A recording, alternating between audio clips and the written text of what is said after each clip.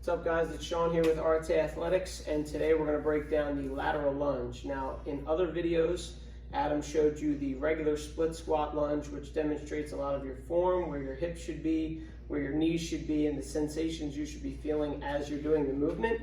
Today, we're just going to focus on a little different part of the leg, which is your upper hip and your quad as well. So for the lateral lunge, I would stand with my feet underneath my shoulders, about hip width apart. You want to have a nice, upright, tall posture, and gaze is forward. So when you step out, I think the biggest thing that people get wrong with this is that they think they need to step out as far as they can to achieve a lateral lunge.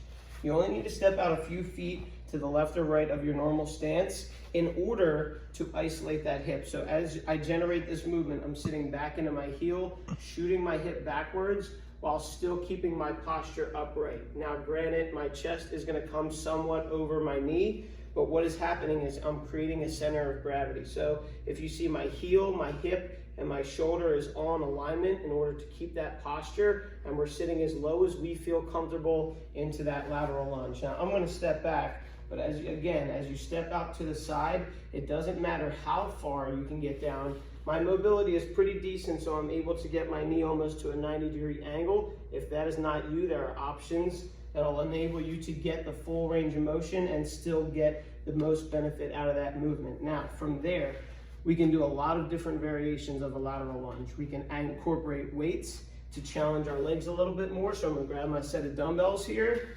Still, everything else applies. So when I go out to the side, I'm gonna allow these weights to straddle past my ankles, keep that good posture, keep my core tight, and feel the weight shift into my hip, and then I'm gonna return back to center. So as we're stepping out, weight goes back into the heels, sink down nice and low, create your control, and then come back to center.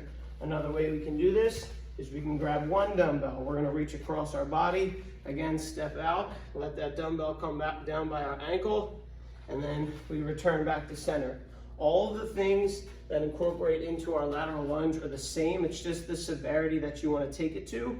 Adding heavier weights, doing one weight, you can hold the weight up by your shoulders, different things like that that are going to create a challenge for you as far as balance, control, and stability is concerned. But as far as that goes, making sure that when we step out, the weight gets shifted into our heel, our hips are going back.